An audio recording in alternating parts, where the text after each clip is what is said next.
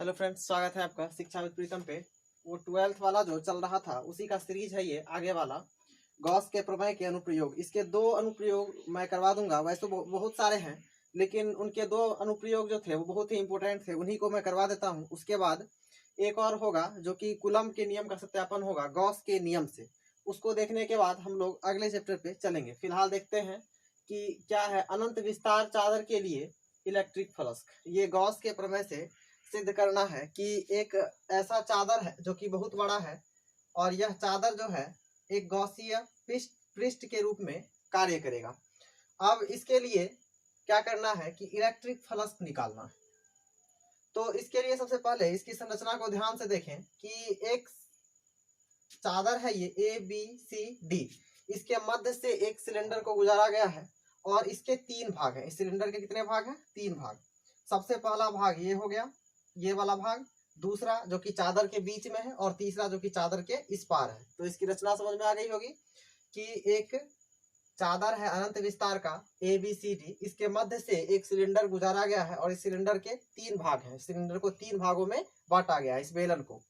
और यहाँ से इस चादर के कुछ दूर बाद पॉइंट P है, यहाँ हम लोगों को ज्ञात करना है इलेक्ट्रिक फ्लक्स। और ये डायरेक्शन है, दिशा है E। अब देखते हैं कि इसमें हम लोगों को बेसिक 3 चीजें याद रखनी है। सबसे पहली बात कि भाग 1, ये जो देख रहे हैं सिलेंडर का भाग 1, इसके लिए थीटा का मान हम लोगों को 0 रखना है। ये चीज इंपॉर्टेंट है, इस पे ध्यान दें सबसे पहले। दूसरी बात, ये दूसरे भाग जो कि सिलेंडर जो है जिसको कि चादर के अंदर है, इसके लिए थीटा का मान रखना है 90 डिग्री। और जिस तरह से उधर 0 था उधर यहाँ भी थीटा का मान इस तीसरे भाग के लिए भी क्या रखना है? 0। अब देखते हैं कि चादर का पृष्ठीय आवेश घनत्व आप लोगों ने पढ़ा होगा। पृष्ठीय आवेश घनत्व जिसको कि सिग्मा से डिनोट किया जाता है और इसका वैल्यू होता है Q/S। अब इसको क्रॉस मल्टीप्लीकेशन Q का मान निकालने के लिए करेंगे तो हो जाएगा सिग्मा S। हो गया। उसके बाद कुल इलेक्ट्रिक फ्लक्स निकालना होगा। ये तो चादर का पृष्ठीय आवेश था और इलेक्ट्रिक फ्लक्स कुल आपने पढ़ा होगा Φ=Q/E0। और Q का वैल्यू यहाँ पे देख सकते हैं कि सिग्मा S है, तो Q का वैल्यू क्या दिए हैं? Sigma S। और नीचे में Q E0 था तो E0 दे दिए। इक्वेशन हो गया फर्स्ट। अब कहा गया है कि सिलेंडर के भाग 1 के कारण इलेक्ट्रिक फ्लक्स, मतलब ये वाला जो पार्ट देख रहे थे इसके लिए जो है इलेक्ट्रिक फ्लक्स निकालना है। और आप लोग समझते होंगे कि जब भी कुल की बात की जाए तो हम लोग क्या करते हैं? इस समीकरण का समेशन करते हैं, समाकलन करते हैं। तो इसके लिए Φ1, क्योंकि ये भाग 1 है तो इसके लिए हो जाएगा ये Φ1। और समेशन क्या करना है? EDS का समेशन करना है। उसके बाद EDS और cos थीटा, थीटा का मान यहाँ हम लोगों ने क्या रखा था? 0। बताया था मैंने कि ध्यान देने योग्य यही बातें हैं कि पहले वाले भाग के लिए थीटा का मान 0 होगा। तो यहाँ पे फिर से देखते हैं EDS cos थीटा में cos 0 का मान 1 होता है और इस सब का समेशन करने के बाद हमारा आ जाएगा ES। ये हो गया इक्वेशन फर्स्ट। अब जो है भाग 2 जो कि अंदर में है और इसका वैल्यू क्या था? थीटा का मान 90 डिग्री। और इसके लिए फिर वही Φ2 EDS समेशन करना है और cos 90 डिग्री का मान होता है 0। तो इसलिए इस पूरे को जब 0 से मल्टीप्लाई करेंगे तो हो जाएगा 0 और ये हो जाएगा इक्वेशन 3। एक समझ में आ गया होगा, 2 समझ में आ गया होगा और ये रहा तीसरा। अब तो इस भाग और इस भाग मतलब 1 नंबर और 2 नंबर के लिए हम लोग क्या किए हैं? इलेक्ट्रिक फ्लक्स निकाल चुके हैं। अब तीसरे भाग मतलब इस भाग के लिए इलेक्ट्रिक फ्लक्स, सेम वही प्रोसेस है। फाई का था, समेशन करना था EDS का और cos थीटा रखना था, थीटा का मान 0।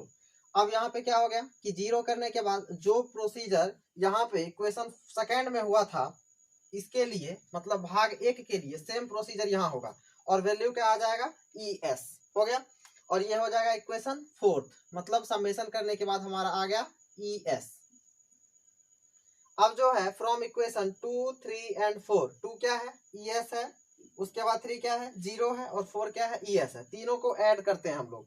फाई टोटल इसको कह सकते हैं, फाई टोटल या फाई कुल। इसका मान क्या हो जाएगा? Φ1 + Φ2 + Φ3। और आप लोग देख सकते हैं कि Φ1 का मान क्या आया है? ES, फिर 2 का मान 0 और फिर ES 3 का। तो 0 का तो कोई वैल्यू रहा नहीं, ES और ES 2ES हो गया। ये हो गया इक्वेशन 5। क्लियर होगा। अब from equation first and 5, first क्या कहता है कि Φ सिग्मा S/E0 और 5 क्या कहता है? 2ES। अब जो है सो फाई टोटल, अब इसके लिए क्या होगा कि sigma S by E naught is equal to 2ES हो गया इक्वेशन फर्स्ट और 5 से। और ई का वैल्यू क्या हो जाएगा, सिग्मा एस और ई इंटू 2S, मतलब क्रॉस मल्टीप्लीकेशन करना है ई के वैल्यू को निकालने के लिए। यहाँ देख सकते हैं कि एस से एस कैंसिल हो गया और ई नॉट का वैल्यू आ गया सिग्मा बाय 2E। ये था एक अनंत विस्तार के चादर के लिए गॉस का अनुप्रयोग, नियम के अनुप्रयोग। इसको आप लोग अच्छे से एक बार फिर से देखें, जिसके बाद आपको आसानी से समझ में आ जाएगी। आशा करते हैं कि ये आपको अच्छे से समझ में आया हो।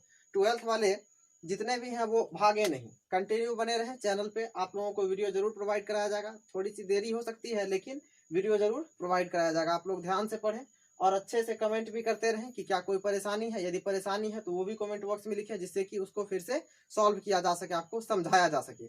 ठीक है, इसी के साथ धन्यवाद, गुड नाइट।